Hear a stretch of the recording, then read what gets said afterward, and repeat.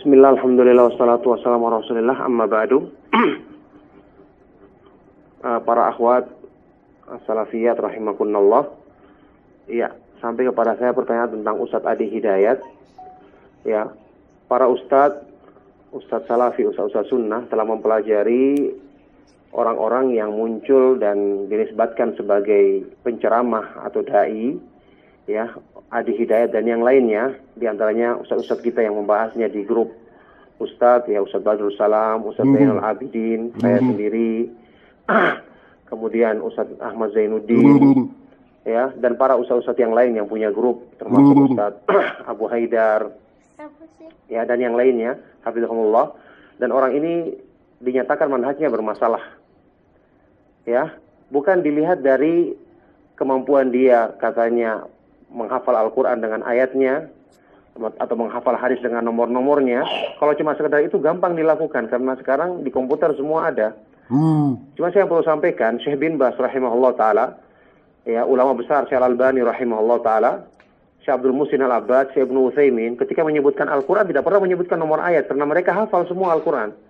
Orang yang hafal Al-Quran tidak pernah sebutkan nomor ayat karena mereka mengetahui, para penuntut ilmu gampang mencari hal tersebut, apalagi sekarang ada indeks.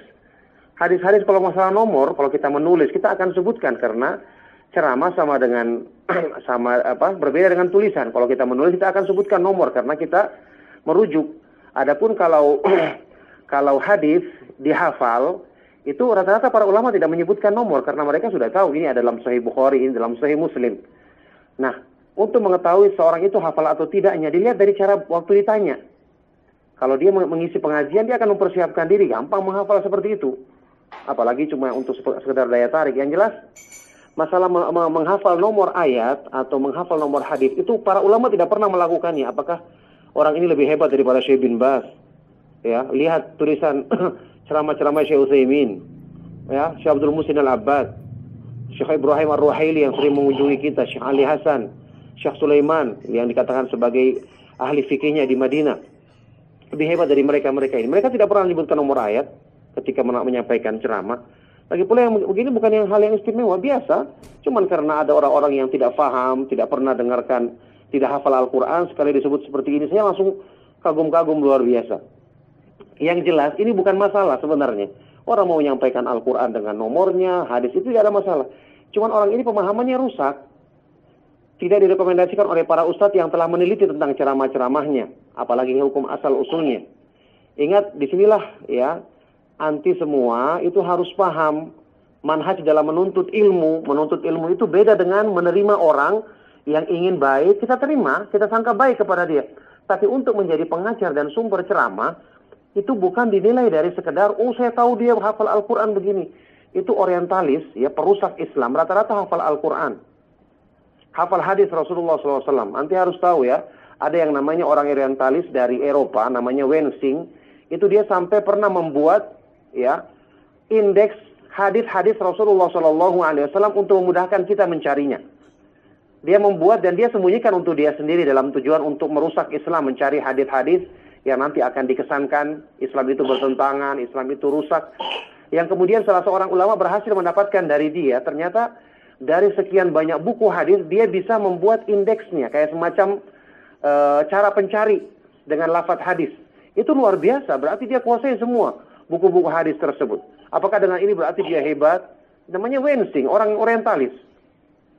Mereka-mereka ini hafal Al-Quran.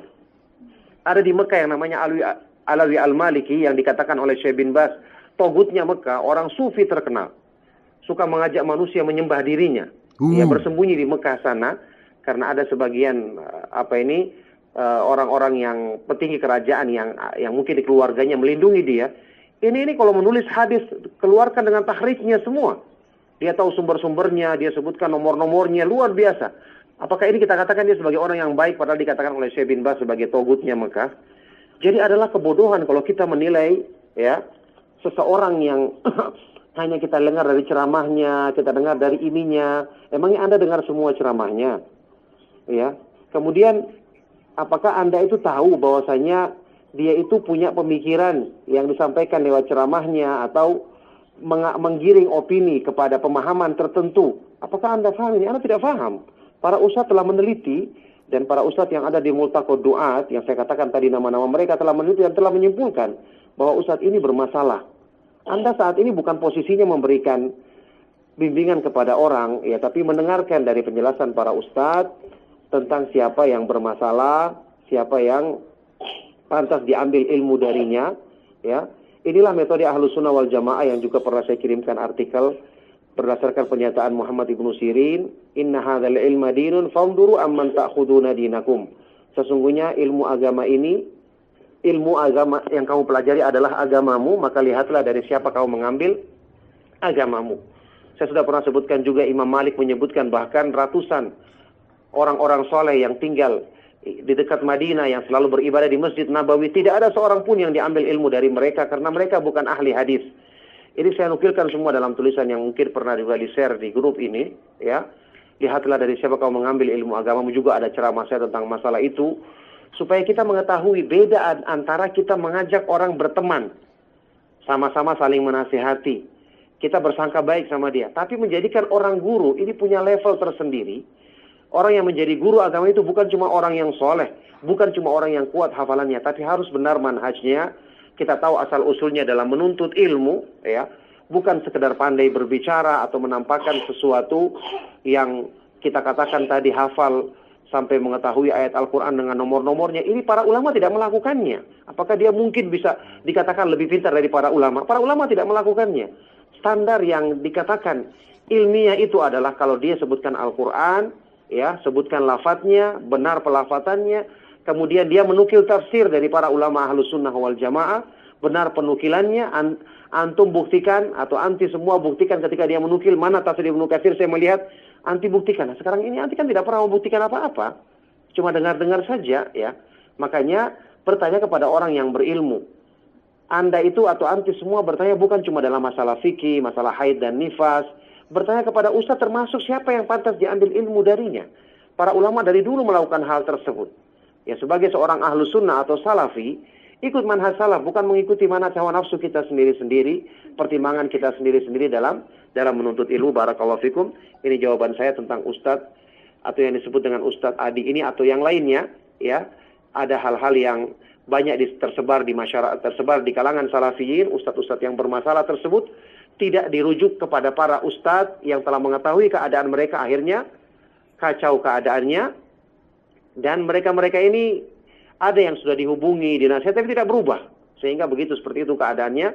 Makanya untuk menilai seseorang sebenarnya bisa kita bertanya dalam masalah-masalah manhaj kepada dia. Contohnya, kalau ingin menilai seorang ustadz, tanyakan bagaimana tanggapannya terhadap demo, bagaimana tanggapannya terhadap kelompok-kelompok yang menyimpang, akan kelihatan penilaiannya. Ya, akan kelihatan manhajnya yang sesungguhnya. Itulah cara menilai manhaj pemahaman seorang untuk dijadikan patokan apakah pantas diambil ilmu darinya atau tidak. Semoga Allah Subhanahu wa taala menjaga kita semua dalam kebaikan. Demikianlah, sallallahu wasallam wa barak ala nabiyina Muhammad wa ala alihi wa sahbihi ajma'in walhamdulillahirabbil alamin.